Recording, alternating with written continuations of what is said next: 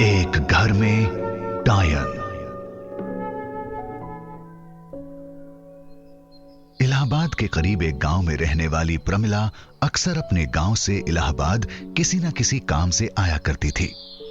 गांव के ही स्कूल में पढ़ने वाली प्रमिला कभी अपने बाबूजी के साथ, तो कभी अपने चाचा जी, तो कभी अपने गांव वालों के साथ ऑटो और टेम्पो में इलाहाबाद से अपने गांव आना जाना करती रहती थी। वक्त बीतता गया। प्रमिला स्कूल से पास होकर कॉलेज में पहुंच गई। घर वालों ने उसे साइकिल खरीद के दे दी। अब प्रमिला रोज अपनी साइकिल से इलाहाबाद के कॉलेज में पढ़ने आने लगी। 3-4 किलोमीटर के इस रास्ते में खेत खलिहान, पीपल, बरगद के पेड़, अमराई और कुछ सुनसान इलाका भी पड़ता है। यही कोई 4 माह से प्रमिला का अपने गांव से कॉलेज आना जाना रोज ही होता था। लेकिन एक दिन अचानक कॉलेज से लौटते समय उसे रास्ते में कुछ चमकती हुई सी चीज दिखाई दी। उसकी साइकिल की रफ्तार तेज थी, फिर भी उसकी नजर उस चमकती हुई चीज पर पड़ गई। उसने कुछ आगे जाकर साइकिल में ब्रेक लगाया और उस चमकती हुई चीज को वापस आकर ध्यान से देखा तो पता चला एक चमकता हुआ बड़ा सा चांदी का लॉकेट रास्ते में पड़ा था। उस लॉकेट में घूरती हुई सी आंखों वाला एक चेहरा बना था और दूसरी तरफ ऐसा महसूस हो रहा था जैसे किसी की उंगलियों के निशान कुछ यूं बने हैं जैसे कोई लॉकेट में कुछ बनाते बनाते रुक सा गया हो।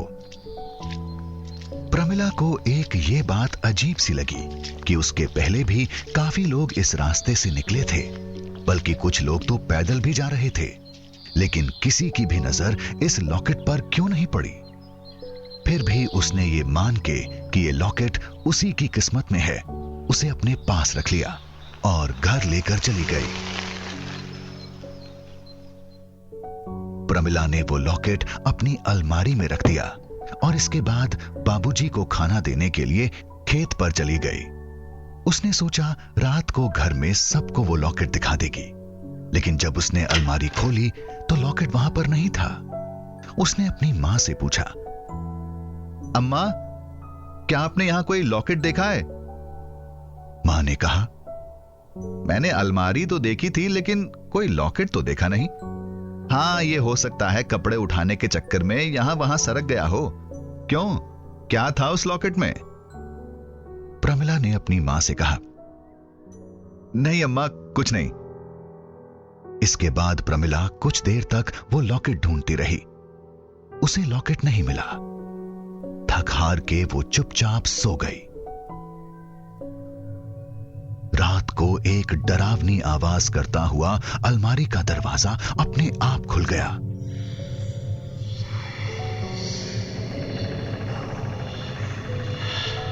ये आवाज सुनकर प्रमिला की नींद खुल गई। उसने बाजू में अम्मा को देखा तो वो गहरी नींद में सो रही थी। अलमारी के दरवाजे की आवाज इतनी तेज थी, उसे लगा कि बाकी सब लोगों की भी नींद खुल गई होगी। लेकिन बड़ी अजीब सी बात थी, किसी को भी कोई आवाज सुनाई नहीं दी। प्रमिला उठी और अलमारी का दरवाजा लगाने लगी, लेकिन उसे ऐसा लगा जैसे कोई अनजानी सी ताकत उसे जोर से धक्का देकर पीछे धकेल रही हो। वो कुछ डर सी गई और वापस बिस्तर में आकर लेट गई। उसकी नींद नहीं लग रही थी और लगातार वो अलमारी के दरवाजे को अपने आप हवा में हिलता डुलता देखते जा रही थी। इस हादसे के बाद दूसरे दिन से प्रमिला और उसके परिवार वालों के साथ कुछ अनहोनी घटनाएं होने लगीं। जैसे कि प्रमिला कुएं में पानी भरने गई, मगर जैसे ही उसने कुएं में झांक कर देखा तो उसे लगा जैसे खुले बालों में डरावने से चेहरे वाली कोई औरत कुएं के अंदर बैठी हो और इशारे से उसे बुला रही हो। ये देखते ही उसकी चीख निकल गई और बाल्टी हाथ से छूटकर कुएं में गिर गई। जिस अलमारी में प्रमिला ने लॉकेट रखा था, उसमें प्रमिला की मां ने कुछ रुपए रख के ताला लगा दिया। इसके बाद सीढ़ी से उतरते समय प्रमिला की मां को लगा जैसे किसी ने उन्हें पीछे से धक्का दे दिया हो और वो सीढ़ी से गिर गई, जिससे उनके हाथ में फ्रैक्चर हो गया। एक रात प्रमिला के बाबूजी खेत में सिंचाई के लिए कुछ ज्यादा देर तक रुक गए, लेकिन अपने ही खेत में पंछियों को भगाने के लिए जिस पुतले को वो रोज देखते थे, आज उसे देखते ही बेहोश हो गए। प्रमिला के चाचा और गांव वाले उनको बेहोशी की हालत में घर लाए। जब होश आया तो बोले, हमारे खेत में कोई भूत या चुड़ैल है। आज हमने अपनी आंखों से देखा कि उस पुतले की जगह एक खुले बालों वाली डरावनी सी औरत मुझे अपने पास बुला रही है। यह सुनकर प्रमिला बोली, बाबूजी, मैंने ये सोचकर आप लोगों को नहीं बताया कि आप लोग मेरी बात पर भरोसा करेंगे भी या नहीं, लेकिन उस दिन कुएं के अंदर मैंने भी एक ऐसी ही औरत देखी थी। ये सब सुनकर घर में सबसे बुजुर्ग 85 साल के प्रमिला के दादाजी बोले, हो ना हो हम सब पर कोई डायन का साया आ गया है। इस घर में कोई डायन है, लेकिन सवाल यह है कि आखिर डायन आई कहां से? ये सब सुनने के बाद प्रमिला रास्ते में लॉकेट मिलने से लेकर उसके गायब होने और रात में अलमारी का दरवाजा जोरदार आवाज से खुलने की सारी बात घर वालों को बताती है।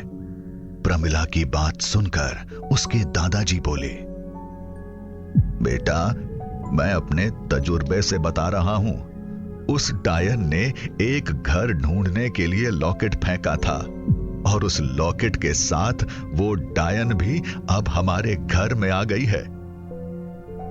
ये सुनकर डर के मारे प्रमिला रोने लगी। दादाजी बोले, बेटा, रोने से कुछ नहीं होगा। सबसे पहले तुम अलमारी खाली करो। इतनी रात को तो अब हम कुछ नहीं कर सकते। कल तांत्रिक को बुलाकर उस डायन का कुछ करेंगे। हां, लेकिन अभी अलमारी को बाहर आंगन में तो रख ही सकते हैं।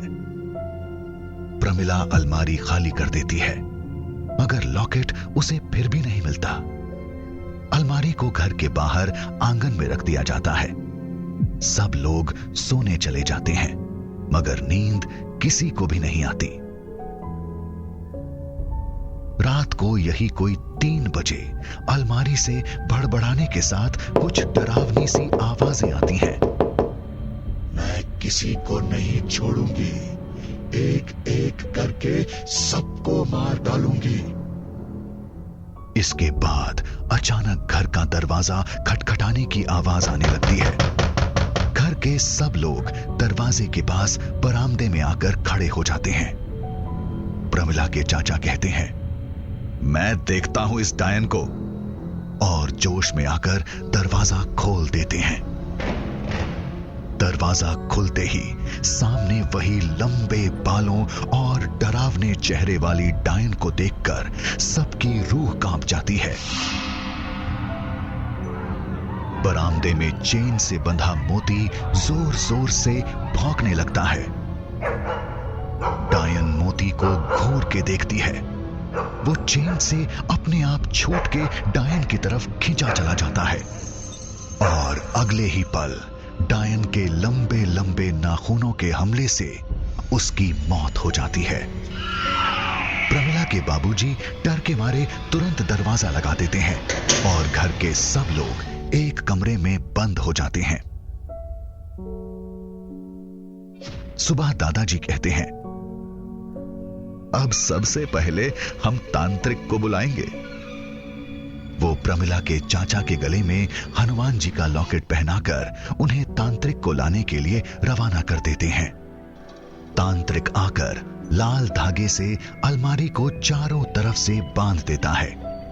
उसके बाद उसमें कील ठोकता जाता है, और जैसे ही कुछ मंत्र पढ़ना शुरू करता है, लकड़ी की अलमारी सुलगने लगती है और तेज चीखों के साथ डायन झुलसती जाती है।